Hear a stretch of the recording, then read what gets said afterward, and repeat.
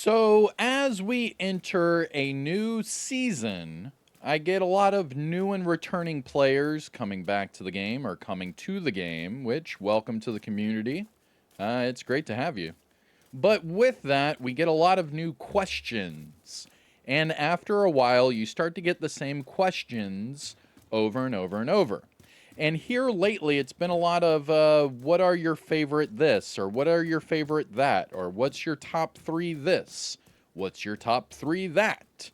So, what I'm going to do is I am going to start off with a simple one, my top 3 skills to use in the game and why. And well, you know me, I'm actually going to give you a top 5. I mean, what? Here we go. What's going on, YouTube? Kamikazevondoom here with another Division 2 video, so sit back, relax, grab that popcorn, don't forget to hit that like, subscribe if you haven't already, and let me know what you think in the comment section below, and finally, shout out where you're from. It's cool to see where everyone is from. I mean, come on, man. Come on. What was the craziest one I saw the other day? We had the Virgin Islands, then we had someone way over there in India, and then we had another one. It was like the Netherlands or Newfoundland. It was one of those two. And it was all within the same day. And it's like, man, worldwide. I mean, what is that? Pitbull? Mr. Worldwide? Hey, man, it's really cool to see where everyone is from. But all right, so this video is going to be top 3 skills to use in the Division 2. And I'll give you 2 other honorable mentions. All right? And if that sounds good, well, sit back, relax, grab that popcorn. Don't forget to hit that like, subscribe. You know the whole spiel. All right, let's go. So skills. Skills. So I'm actually doing a top 5 because if you look at my loadouts, and I have, let me see here, I have 16 loadouts, okay? Within my 16 loadouts, I only have 5 skills. And I've noticed that over the years, I've only used the same 5 skills for pretty much everything. Now, there's only one exception, and that's this build right here for the incursion. Because in the incursion, it is nice to have a shield. But we all know that I hate the shield. It's not fun.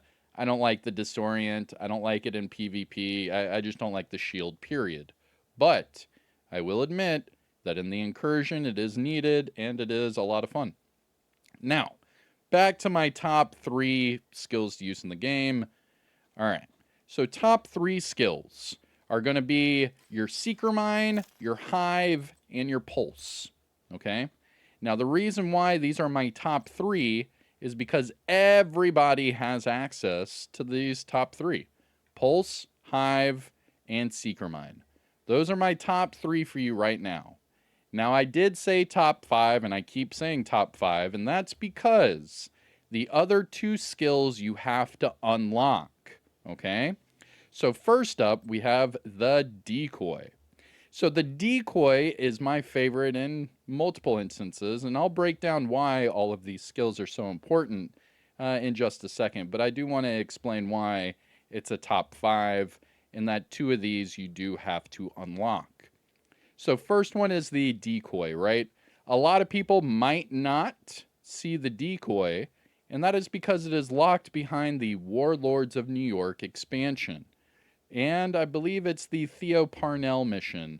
Which one's that? The Tombs. So if you go to your map and go to WoNY, the Tombs will be top right. So this one right here, the Tombs. And that's where you go up against Theo Parnell and all of those decoys, okay?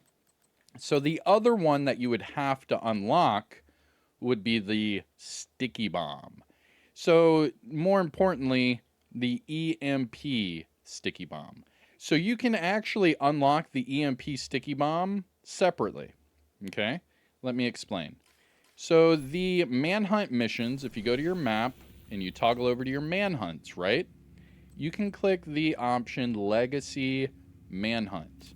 And in your Legacy Manhunts, you have a lot of hidden items, a lot of hidden skills, and a lot of hidden hunters that are in these missions.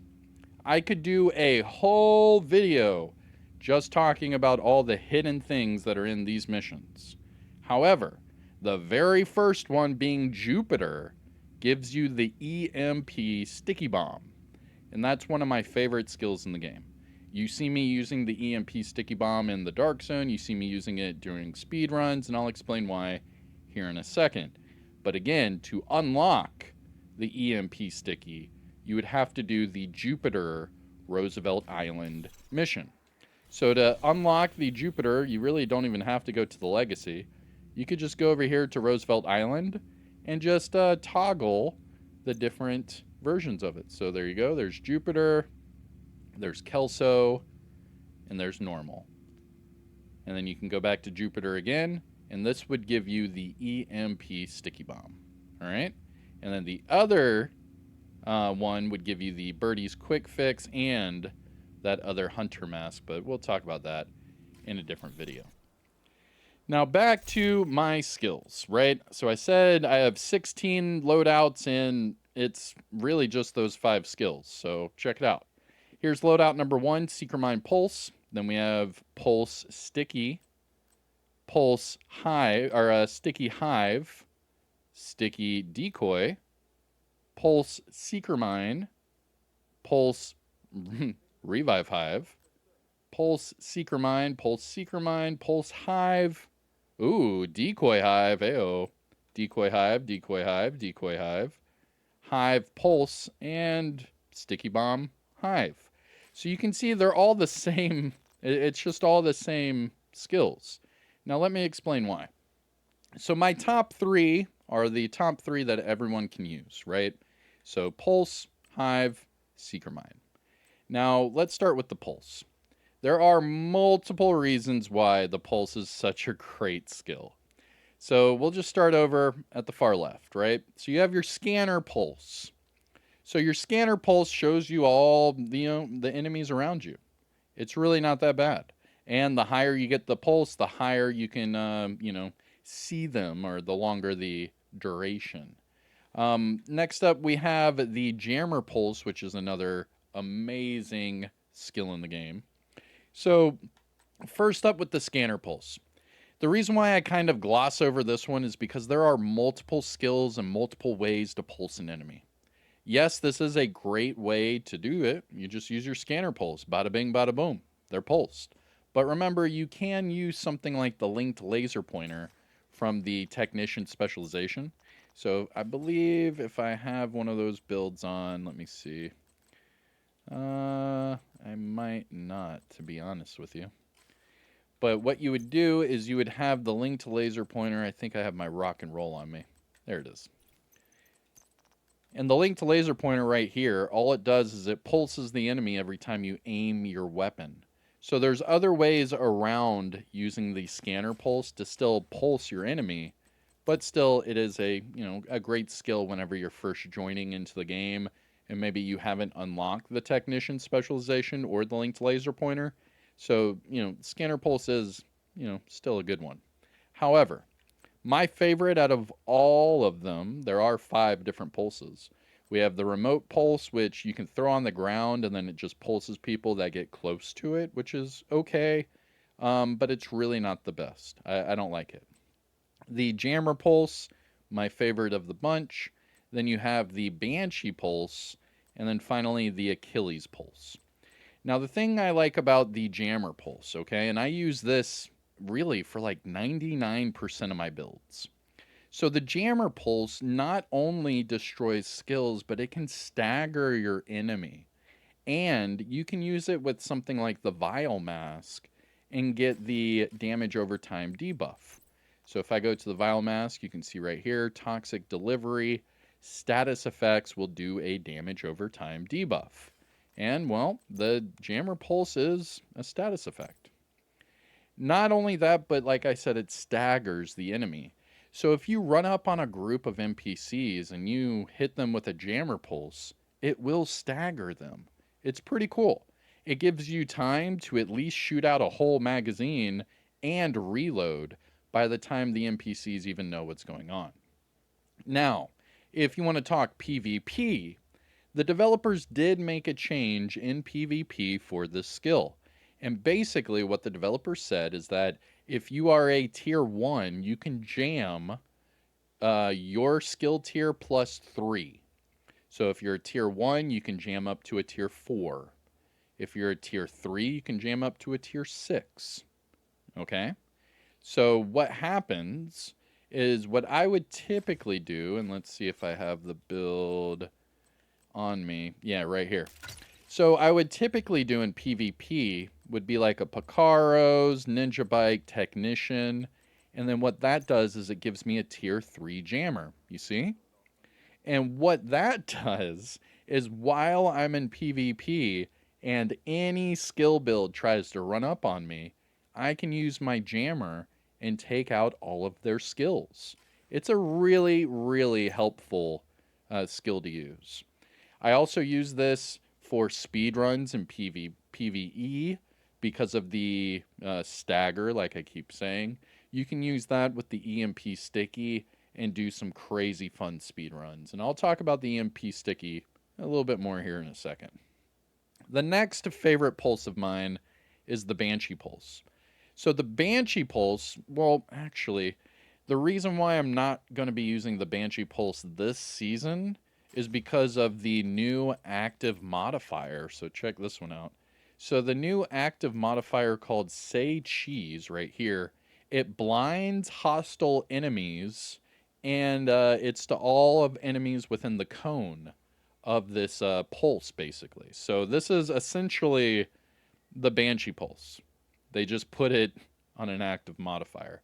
So there's another way of using that pulse, effect without actually using the pulse. So again, that's why I go towards the jammer. And then finally, for the pulses, we have the Achilles. So the Achilles is super powerful. Holy mackerel. This thing is a lot of fun. It's quite addicting, to be honest. However, it's only really good if you are coordinated with a team or if you are playing solo. Because I swear, there are so many times that I will use this pulse with a random group and I'm about to shoot them with a sniper or a rifle or something crazy, and then one of my teammates freaking shoots it. And what am I talking about here? So the Achilles pulse, what it does is it highlights a certain part of the enemy, and if you shoot that part of the enemy, it's a headshot. And it doesn't matter. It could be their toe, it could be their elbow, it could be their neck. I mean, whatever. But if you hit that part of the target, it's a headshot. So if you use that with like a one-tap headshot build, you can start taking out crazy enemies really quick. I'm talking named enemies, raid bosses, incursion bosses. I'm talking the Wikes, legendary content. But again, it's only super lethal if you are coordinated with a team or using it solo. Because I swear, man, if you're running it with Bob and Steve, freaking Bob and Steve, man. If you're running it with Bob and Steve and you pop this freaking pulse, he's going to shoot it with a stupid SMG and be like, look at me. And it's like, no, dude, you're supposed to let me one tap that. You know what I mean? Anyways. And that's why I go back to the jammer pulse. So the jammer pulse is by far my favorite pulse, and this is in my top 3 to use in the Division 2 for nearly all my builds. I mean, if I go down the list, right? So 1, 2, 3, 4, 5, 6, 7, 8, 9. 9 out of my 16 builds have the pulse. 9. That's crazy. That's, a majority of my builds, I run the pulse. Okay. The next one is going to be the hive. The hive is really good. And there are multiple variants, and they're all really good too. So let's just go through them as fast as we can. So the Restorer Hive is amazing for healer builds. However, I will tell you right now, it's not one of my favorites, and here's why. It shoots out a hive, and then that charge has to hit you to heal you. It's not like a Reclaimer box from Division 1. This thing, it shoots a hive out in the air, and you do not get healed until the hive touches you. So if you're running, or you're like combat rolling, or you're like fighting an enemy, what have you, and you run into the hive to get a heal and then you run out of the hive, you have to wait for that charge to follow you, hit you, and then heal you. So, yes, it is very powerful, and yes, it is a lot of fun to use as a healer. It is quite annoying as the person trying to get a heal because you have to wait for the actual charge to hit you. So, it is here, and yes, it is a part of my top 3, but it's not my favorite of the bunch here. Next up, we have the Stinger Hive. So, the Stinger Hive is quite lethal in PvE and PvP. But again, it's not going to be one of my favorite hives here. It is fun, but once you run out of hives and you have to sit there and wait for it, it's not, it's not fun anymore. And it's really not that useful in a run and gun aspect. Now, if you are sitting back and just chilling, sure. If you're one of those that PvP and just throw it on the ground every time you go to battle someone, oh, I hate that. But I do know a lot of people play that way. It is very useful for those things. I mean, you can use it with the Ridgeway's Pride, Wicked, Perfectly Wicked, the Wikes. You can use it for a skill build, DPS build, tank build, doesn't matter. It is fun, but it's not one of my favorites here. The Reviver Hive. Now, yes, this would be in my top 3. If there's 5 different hives, this would be my 3rd best. The reason being is it saves you. It saves your players. It saves a lot of time. It saves a lot of effort. It's really helpful for incursion runs, raid runs, legendary runs, whatever it is. It's really helpful for the summon if you're running it solo legendary. It's really helpful for a lot of things because we all know that sometimes in the game you jump into cover and then they shoot you in the freaking toe, man. And then you go down and it's like, what? I'm in cover and you shot me in the toe? What? How is that even fair? You know what I'm saying. There's always some sort of like BS reason that they shoot you and then you go down. So this is a nice little, contingency plan, a nice little mulligan for you. That way, if that does happen, you could rely on this to pick you up. It is very helpful. Next up is the booster. The booster is my 2nd favorite out of the bunch because the booster can help you with multiple builds and you can drop it on the ground and then just pick it right back up and everyone get the charge. It's a lot of fun. So what the booster hive does, it's actually been changed quite a few times over the years. However, right now, what it does is it gives you weapon handling, which is accuracy, stability, reload speed, swap speed, the wikes. It also gives you hazard protection and melee damage. So this is the number 1 skill that those melee builds use, the bonk builds, you know what I'm saying? They love the booster hive. Another thing is players that PvP and they go up against skill builds, they love one person running the booster because it doesn't matter. You can see mine's only a tier 3 and it's giving me 40% buffs. So that's 40% weapon handling, 40% hazard, and melee damage. It's not bad. It's not bad at all. You could really bump this up crazy, and the booster is really fun. It is. Not going to lie. And like I said, if you're with your teammates, you could just drop it on the ground and immediately pick it up, and everyone get these buffs. And remember, it's weapon handling and hazard. Like the melee damage, it is what it is. But the weapon handling and hazard, those 2 alone are very good. It's very good. However, my number 1 hive is the Artificer. The Artificer? The Artificer hive. This thing is redonkulous. Okay? This is your saving grace for shield builds because this hive can work without you putting it down on the ground. You can just have this hive on your hip, and as soon as you whip out a shield, it'll start shooting out hives at your shield and just constantly healing your shield over and over and over and over and over and over and over. Not only that, but if you are to play like legendary content and your friends want to use skill builds like turret drones or something like that, mortars, whatever, if one of you use this hive, the buff amounts are insane. Not only do the turrets and drones get buffs of damage, but then they also get healed. So then you can start to have your skills forever. I mean, essentially. especially if you had more than one person run this hive. If you had two people run this hive and one person put it on the ground for everybody, and as soon as it went out, the next person put theirs on the ground, you would never have to worry about anything. Just sit back, let all your skills just wipe everything clean.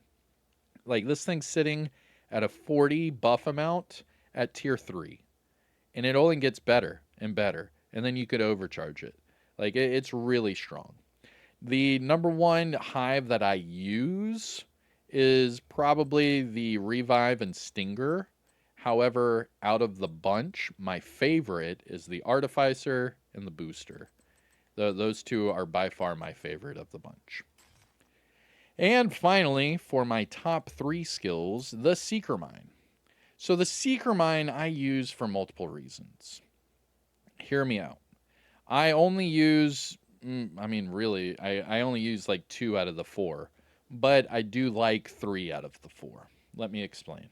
The Airburst is horrible. It's a horrible, horrible skill in both PvE and PvP.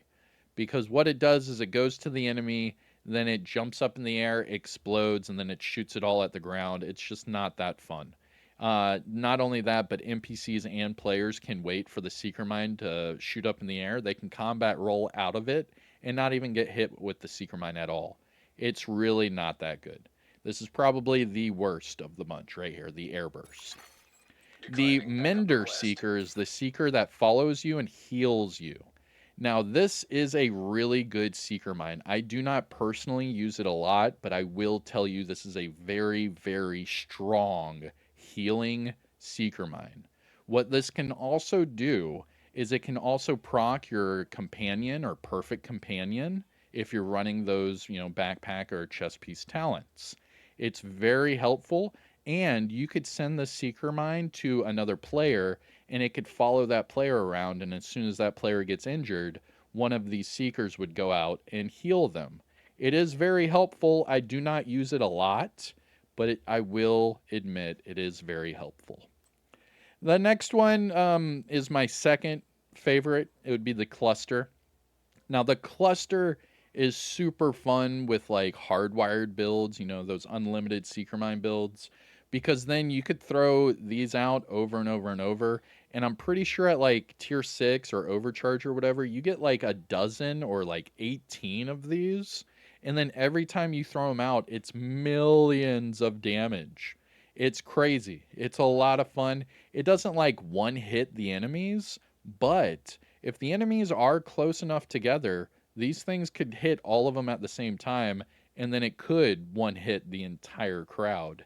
It's not bad. It's what I call a peppering technique, where you throw out these Seeker Mines and it peppers all of the enemies around you, and then they all eventually die, at similar times. Pretty cool. Now, my number one Seeker Mine that I use is the Explosive Seeker Mine. I use this in PvE and PvP, but I will admit I use it more in PvP than anything. Let me explain. So, I PvP every day in the Division 2, whether it be on PlayStation, Xbox, or PC. I will play a few matches of PvP every day. If I am able to. And with that, I use this skill 99.9% of the time. So, the reasons why you use the Seeker Mine. You can throw the Seeker Mine a pretty far distance, and it can mark the enemy. And as the Seeker Mine is going towards that enemy, it will show you where the enemy is moving. And it will even highlight the enemy. It's like my own secret marking technique where I throw it out and I'm like, oh, okay, they're up top, they're running left to right, let's go over here and let's cut them off. It's really that simple. I use this for marking my enemy more than anything, because I know that if I throw it to the left and it does not go off, that there are no enemies over there. So then I can go over there, throw out another Seeker Mine. It's basically my own portable, marking skill that also can damage them. It's pretty fun. Now, what this also does is it explodes and it inflicts a bleed. So it has explosive damage, it has status effects, it then marks the enemy whenever it's going towards them, and if they're on an active bleed, it will also mark the enemy. It'll show you, hey man, they're bleeding, they're over there, go get them. This is a very helpful skill that I use in PvP, and yes, there's more. Because also, when this explodes, it makes you stagger. Same with the clusters. They make you stagger. And in PvP, that's key. Now, also in PvE, it could be good because, say, you have a sniper that's hidden behind cover or suppressed or whatever. This could help explode and then get them out of cover. Pretty cool. And so those are my top 3 skills, right? Pulse, Hive, Seeker Mine. Now, my 2 honorable mentions, I already showed you how to get them, right? So the decoy, you can get this from Theo Parnell. The tombs. I use this quite a bit. I like to use it solo. You can use this for taking over control points. You can use this for retaliations. You can use this for a lot. As you level it up and as you do expertise, it increases the overall threat. And you can see right here that even at a tier 3, it gives off a 145% threat. So in theory, it should make all the enemies look at it while I throw it, okay? So the whole meaning of that is to get the aggro off of you. That way you can focus fire the enemy or get the hell out of dodge. You know what I mean? Sometimes I use this in PvP in the Dark Zone to get out of a bad situation, whether it be a supply drop, a landmark, or a group of, rogue agents, whatever. You drop your decoy, get out of there, bada bing, bada boom. You all right?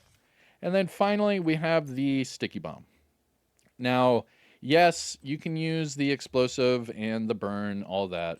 But more importantly, I'm going to talk about the EMP.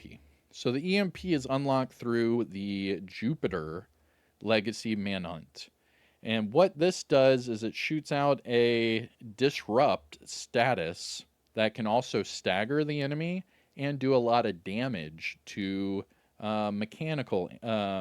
different mechanical enemies. So your dogs, your Wallybots, your drones, things like that. But this one has a crazy high duration. I like using this one more than the Jammer Pulse because of that duration. So the Jammer Pulse is nice. Where's that Jammer Pulse? There we go. So the Jammer Pulse is nice because it's a radius, right? And it jams everyone in a radius. However, you can see there that the EMP effect duration's 3 seconds. So it is nice, and yeah, it staggers the enemy and all that, but it's 3 seconds. So what I typically do for like invaded missions or like, legendary content is I'll use the EMP because look at that. Duration 12 seconds. And that's way, way better whenever you're going up against legendary DARPA dogs and like those controllers and drones and whatnot. So the EMP sticky's really fun. Not only that, but it does stagger you. So you can stagger yourself, and I'm sure I've shown you multiple ways of getting off of computers and things like that whenever you're doing speed runs using the EMP sticky. But those are my top 3 skills to use in the Division 2 right now, and 2 honorable mentions. I am Kamikazevondoom. Hit the like, subscribe. You know the whole YouTube spiel. Let me know your favorite skill and why it's your favorite. And don't forget to shout out where you're from. It's cool to see where everyone's from. But that's it for me. Take care of yourself. Enjoy the rest of your day. Peace out.